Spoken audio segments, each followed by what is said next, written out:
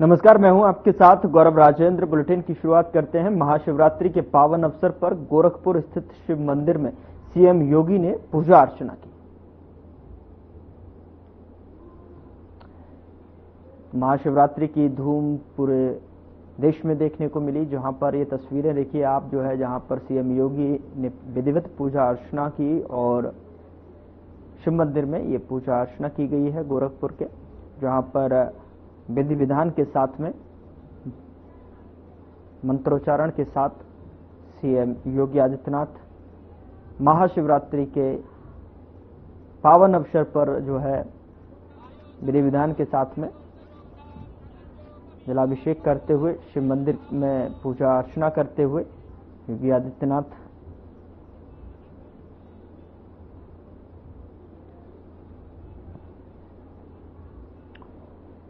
प्रधानमंत्री नरेंद्र मोदी के मार्गदर्शन में आयोजित मानवता का महायज्ञ, आस्था, एकता और समता का महापर्व महाकुंभ 2025 प्रयागराज में महाशिवरात्रि के पवित्र स्नान के साथ ही अपनी पूर्णाहुति की ओर अग्रसर है। 13 जनवरी पौष पूर्णिमा से प्रारंभ महाकुंभ 2025 प्रयागराज में 26 फरवरी महाशिवरात्रि की तिथि तक जो है कुल 45 दिवसों में 66 करोड़ 21 लाख से अधिक श्रद्धालुओं ने पावन त्रिवेणी में स्नान का पुण्य लाभ प्राप्त किया है।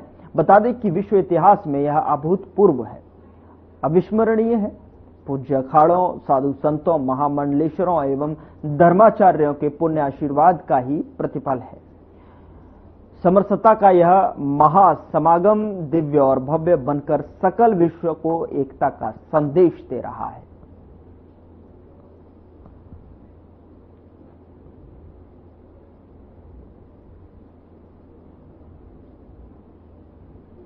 केंद्रीय गृह मंत्री अमित शाह ने तमिलनाडु का दौरा किया और जहां उन्होंने ईशा फाउंडेशन कोयम्बटूर में महाशिवरात्रि समारोह में शिरकत की और इस दौरान उन्होंने कहा कि सदगुरु जी आपने हमारे लिए ये स्थान बनाया है, वो केवल एक तीर्थ स्थल नहीं बल्कि ये योग, साधना, भक्ति और मुक्ति का केंद्र बनकर सारे विश्व में उभरा है।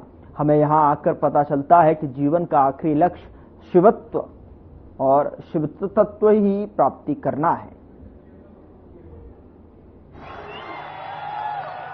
सबसे पुरानी भाषा तमिल में बात नहीं कर सकता हूं, इसलिए आप सबसे क्षमा मांगकर मेरी बात की शुरुआत करना चाहता हूं।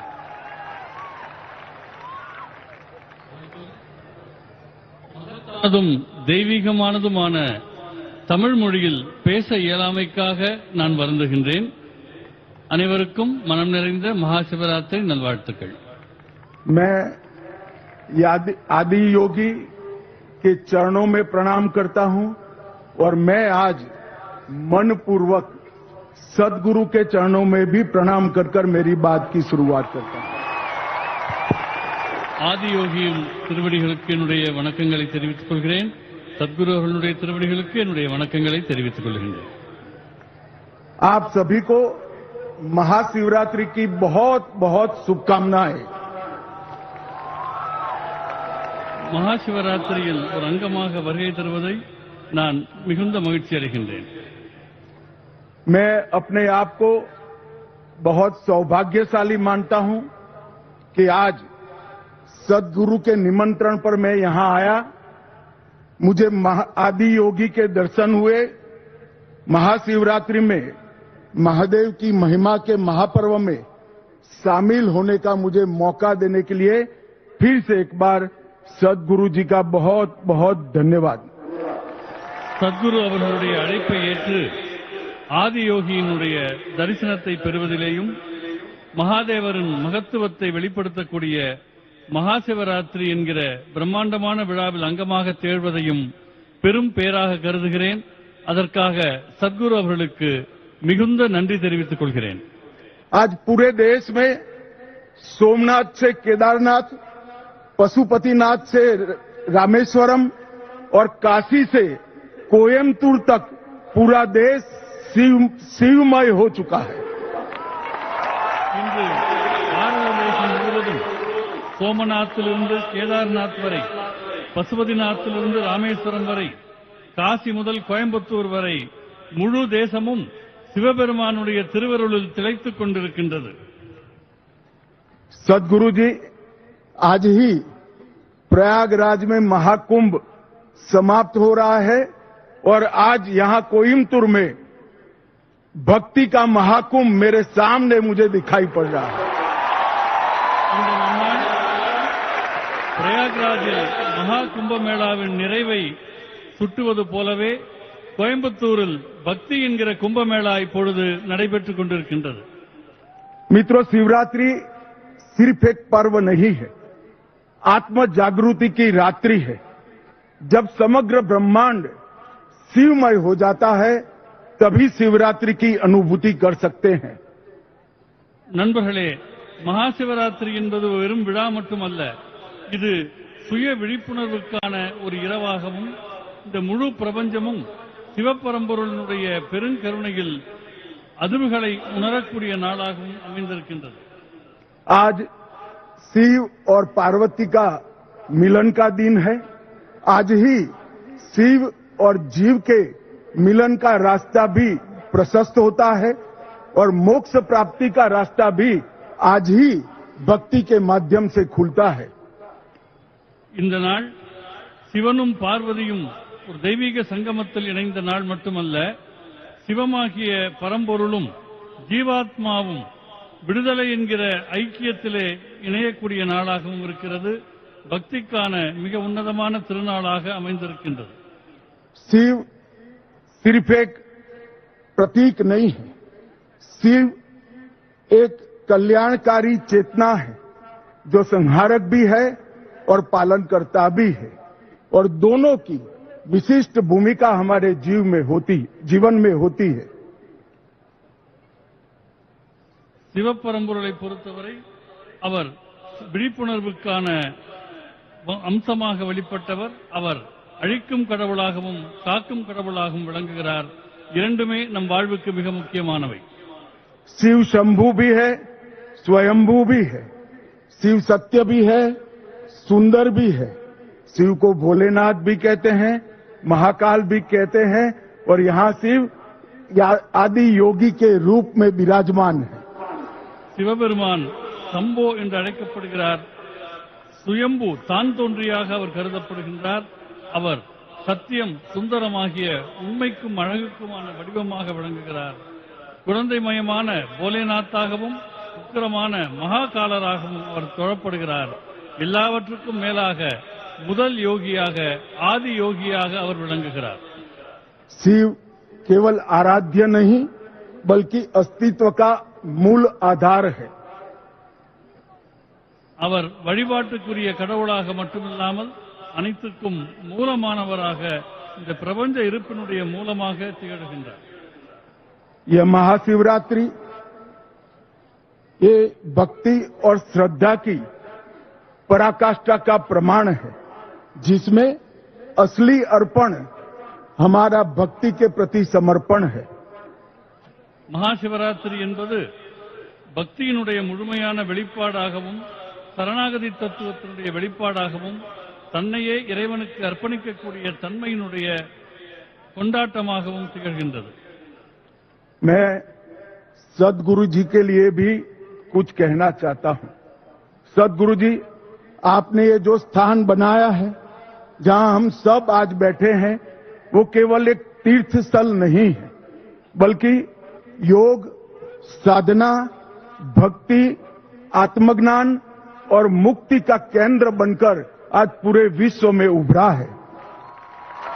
சத்குரு அவர்களை பற்றி நான் உங்களுக்கு சொல்ல வேண்டும். சத்குரு அவர்கள் உருவாக்கி இருக்கிற இடம் வெறும் பக்திக்கான இடமாக மட்டுமில்லாமல் ஒரு புனித இடமாக யோகம், ஆத்ம சாதனை, பக்தி, தன்னை உணர்தல் ஆகியவற்றுக்கான கேந்திரமாக சத்குரு அவர்கள் இதனை உருவாக்கி இருக்கின்றார்கள். ईसा योग केंद्र ने योग और ध्यान के माध्यम से करोड़ों करोड़ों लोगों के जीवन में सकारात्मक सोच और सकारात्मक दिशा का उद्भव करने का काम किया है. ஈஷா யோக மையம் பல லட்சக்கணக்கானவருடைய உயிர்களை யோக மார்க்கத்தின் மூலமாகவும் தியானத்தின் மூலமாகவும் நெறிப்படுத்தி சரியான சிந்தனையை விதைத்து சரியான பாதையில் அவர்கள் செல்ல உலகெங்கும் வழிகாட்டிக் கொண்டிருக்கின்றது. आदि योगी की ये 112 फीट ऊंची भव्य प्रतिमा हमें अपनी आध्यात्मिक यात्रा के 112 मार्गों की अनुभूति और परिचय दोनों कराती है. 112 அடி உயரத்தில் நிற்கக்கூடிய ஆதியோகியின் திருவுருவமானது விடுதலைக்கும் ஆன்ம விடுதலைக்குமான 112 பாதைகளை நினைவூட்டுவதோடு சிவபெருமாள் அடைந்த அந்த தன்மையை அடைவதுதான் ஒவ்வொரு மனிதருக்கும் இருக்கிற லட்சியம் என்பதை உணர்த்துகின்றது. और हमें यहां आकर ही मालूम पड़ता है कि जीवन का अंतिम लक्ष्य शिवत्व की प्राप्ति करना है. வாழ்க்கையினுடைய மிக முக்கியமான நோக்கம் சிவத்தன்மையை அடைவது என்பது இந்த இடத்திற்கு வருகை புரிகிற போது நமக்கெல்லாம் நன்றாக புரிகின்றது. ईसा योग आज ईश्वर से युवाओं को विशेषकर ईश्वर से जोड़ने का माध्यम बन गया है. ஈஷா யோக மையத்தின் மூலமாக இளைஞர்கள் ஆன்மீகத்துக்கும் நல்ல நெறிக்குமாக தங்களை இணைத்துக் கொள்வதற்கு வாய்ப்பு மலர்ந்திருக்கின்றது. यहां आकर व्यक्ति चेतना से ब्रह्म चेतना की ओर, स्वार्थ से परमार्थ की ओर और सेल्फ से यूनिवर्स तक की यात्रा की अनुभूति कर सकता है. இங்கே மனிதர்களுக்கு கிடைக்கக்கூடிய அனுபவமானது தனி மனித விழிப்புணர்விலிருந்து பிரபஞ்ச விழிப்புணர்வு நோக்கிய பயணம், தன்னையே தன் நலனையே நினைத்துக் கொண்டிருக்கும் நிலையிலிருந்து தன்னலமற்ற நிலையை நோக்கிய பாதை, தான் என்கிற தன்மையிலிருந்து பிரபஞ்ச உணர்வு என்கிற மடைமாற்றம் ஆகியவை ஈஷா யோக மையத்தில் மனிதர்களுக்கு அனுபவத்திலே கிடைக்கிறது. सदगुरु जी, आपने न केवल युवाओं को धर्म के साथ जोड़ने का काम किया है, युवाओं के सामने धर्म की बुद्धिगम्य व्याख्या को भी रखा है. இளைஞர்களையும் ஆன்மீகத்தையும் இணைப்பதில் சத்குரு அவர்கள் மகத்தான பங்கை ஆற்றியிருக்கிறார்கள்.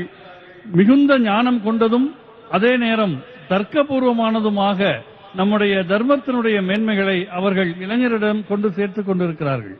मित्रों, आपने अंग्रेजी में एक कहावत जरूर सुनी होगी, a mystic man on A mission. हमारे सदगुरु जी के लिए शायद ये शब्द बना है, एक कहावत बनी है. நண்பர்களே, நம்முடைய சத்குரு அவர்களை நான் உங்களுக்கு வர்ணிக்க வேண்டுமென்றால் எனக்கு ஒரு வாசகம் தோன்றுகிறது. ஒரு லட்சியத்தோடு இயங்கிக் கொண்டிருக்கிற ஒரு ஞானி என்ற சொற்களை கொண்டு சத்குரு அவர்களை நான் வர்ணிக்க விரும்புகின்றேன். सदगुरु जग्गी वासुदेव आज पूरी दुनिया भर को जीने का रास्ता सिखा रहे हैं. சத்குரு ஜகி வாசுதேவ் அவர்கள் உலகம் முழுமைக்கும் உண்மையாக வாழக்கூடிய கலையினை போதித்துக் கொண்டிருக்கின்றார்கள்.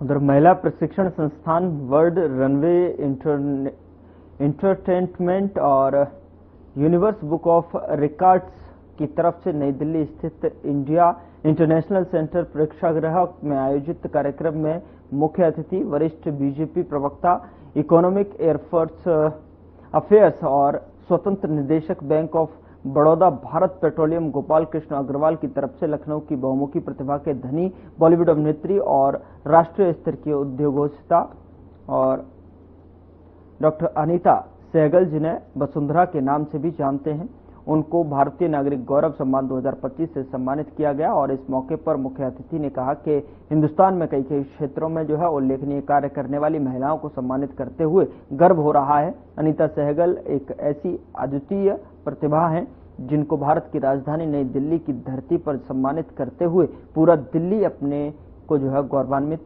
महसूस कर रहा है।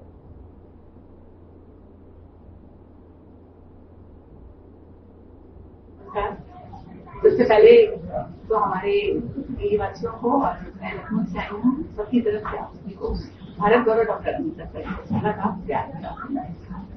जैसा कि आपने पूछा समाज के लिए तो भारतीय नागरिक जो कि दिया गया हमारे भारत की राजधानी दिल्ली में, और मैं अब उत्तर प्रदेश की राजधानी लखनऊ से आपके बीच में आई हूँ। यानी कि आपने हमें बुलाया और हम आपके साथ और आपने मुझे सम्मान दिया, उसमें दिल से बहुत आभार।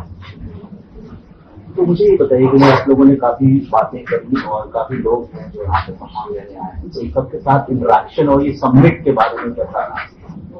देखिए, बात हो रही है हमारे विकसित भारत की, जैसे कि आपने कहा कि हमारे भारत के परमाणु यशस्वी माननीय प्रधानमंत्री जी ने भारत का सुझाव उठाया है, उसमें बहुत सारी फूल, यानी कि अगर हम गुलदस्ता बनाते हैं तो बहुत सारे छोटे सा करके गुलदस्ता होता है, तो उसमें विकसित भारत का हमने देखा है और दिखाया गया है। तो उसमें बहुत सारे एफर्ट जो कि परिलक्षित करते हैं, शिक्षा है, बेरोजगारी है, नारी है, सशक्तिकरण है, आर्थिक है, राजनीतिक है, तो बहुत सारी ऐसी सुविधाएं हैं जिनको जोड़ के ही हम विकसित भारत का निर्माण कर सकते हैं।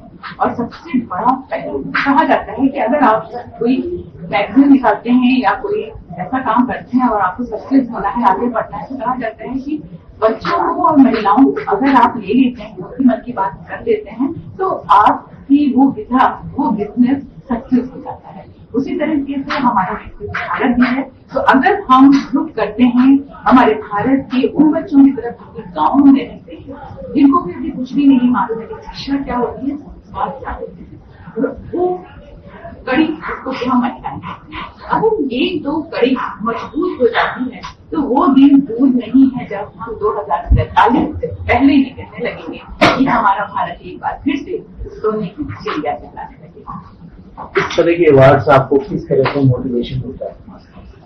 देखिए, सम्मान दिए जाते हैं, अवार्ड दिए जाते हैं, सिर्फ इसलिए नहीं कि हाँ आप टैलेंटेड हैं, आप प्रतिभावान हैं। जब मेरा तो यही मानना है कि अगर आपको सम्मान दिया जाता है, अवार्ड दिया जाता है, तो आप समाज के प्रति जिम्मेदारी और भी इसलिए ऊपर वाले ने अगर इसका भी बनाया है और आप लोगों ने मुझे उसका भी समझा है, तो जो अवार्ड दिए हैं, जो सम्मान दिए हैं, मैं भी आपसे एक वादा करती हूँ कि जब तक चांस पूरे रहेंगे तब तक ये काम चलती रहेगी, अन्यथा समाज के लिए किसी तरह से समझ, ये मेरा मतलब।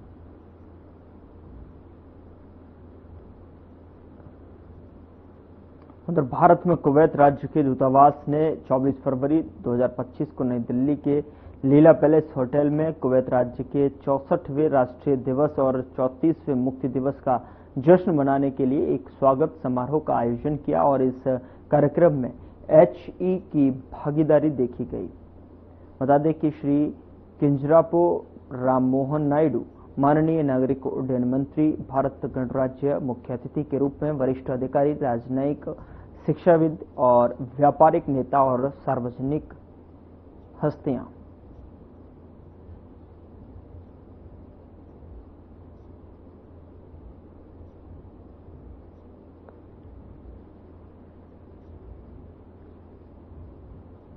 उधर मुख्यमंत्री योगी आदित्यनाथ गोरखनाथ मंदिर स्थित कंट्रोल रूम में प्रयागराज में चल रहे महाशिवरात्रि के पुण्य स्नान की मॉनिटरिंग की।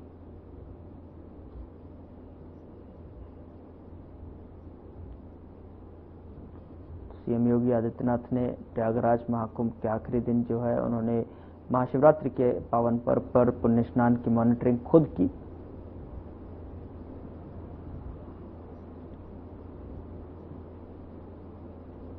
महाशिवरात्रि के पावन अवसर पर गोरखपुर में मुख्यमंत्री योगी आदित्यनाथ ने पत्रकार बंधुओं से वार्ता की।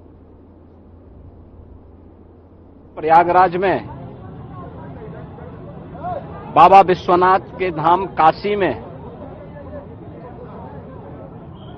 और प्रदेश के अन्य सभी महत्वपूर्ण शिवालयों में और अन्य सभी श्रद्धालु जनों को, प्रदेशवासियों को मैं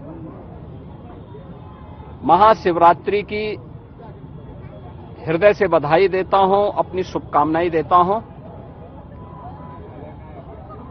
देवाधिदेव महादेव कल्याण के देवता हैं, सबके कल्याण का भाव रखते हैं और उनकी कृपा दृष्टि से ही ये सभी व्यवस्था संचालित हो पाती है। अपार श्रद्धा भाव के साथ श्रद्धालु जन यहां पर श्रद्धा भाव के साथ दर्शन कर रहे हैं। हर शिवालय में पार भीड़ है। यह आस्था भारत की एकात्मता का प्रतीक है।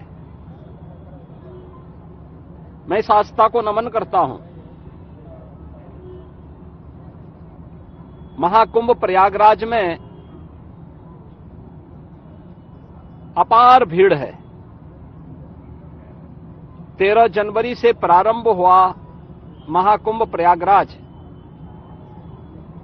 आज पूर्णाहुति को प्राप्त करेगा।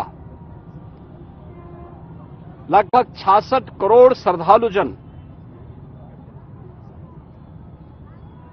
मां गंगा, मां यमुना और मां सरस्वती की इस त्रिवेणी में पावन डुबकी लगा करके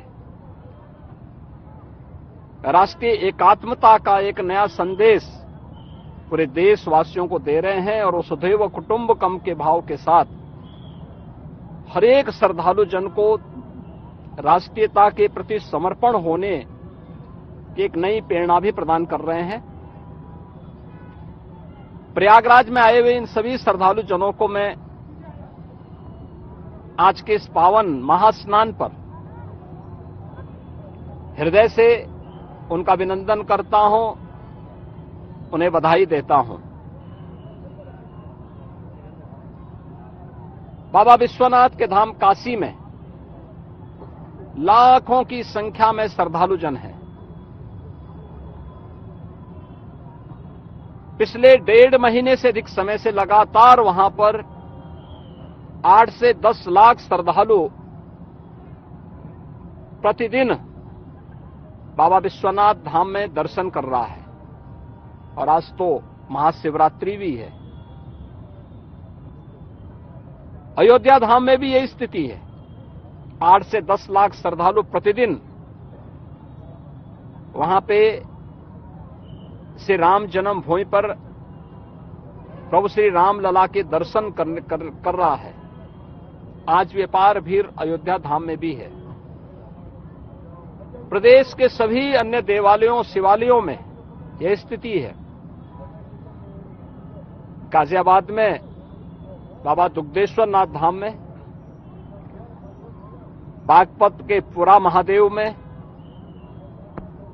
मेरठ के ओगरनाथ बाबा के धाम में, बाराबंकी के महादेवा में बाबा लोदेश्वर नाथ मंदिर में, बरेली तो नाथ नगरी के रूप में ही विख्यात है। अनेक शिवालय वहां पर इस एकात्मता के साथ जोड़ने की नई प्रेरणा प्रदान कर रहे हैं। ऐसे ही बस्ती में भदेश्वर नाथ जी का, अयोध्या धाम में नागेश्वर नाथ जी का, गोंडा में और अन्य स्थलों पर भी आपके संत कबीर नगर में तामेश्वर नाथ मंदिर में, रुद्रपुर में दुग्धेश्वर नाथ, देवरिया में दुग्धेश्वर नाथ मंदिर में अपार भीड़ इसी रूप में लोगों को दर्शन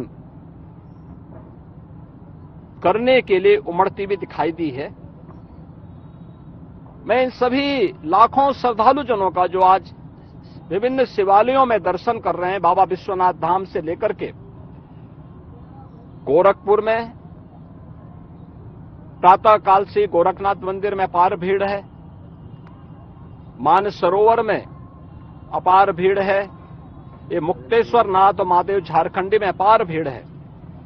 इन सभी स्थलों पर और प्रदेश भर के सभी शिवालयों में जितने भी श्रद्धालु आए हैं, इन सबका भी मैं हृदय से अभिनंदन करता हूं और मुझे पूरा विश्वास है कि जिस लोक कल्याण के भाव की प्रेरणा देवादिदेव महादेव से हम सबको प्राप्त होती है, उस लोक मंगल की कामना से हम लोग अपने समाज के लिए, अपने राष्ट्र के लिए समर्पण भाव के साथ कार्य कर पाएंगे।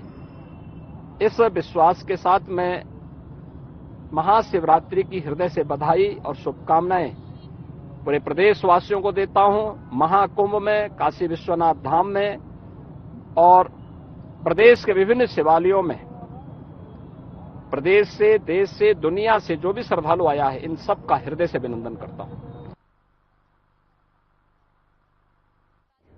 बुलेटिन में फिलहाल मेरे साथ इतना ही, पर अब वक्त हो चला है डॉक्टर राकेश गुप्ता के साथ हमारे खास कार्यक्रम प्लस माइनस का। नमस्कार दोस्तों।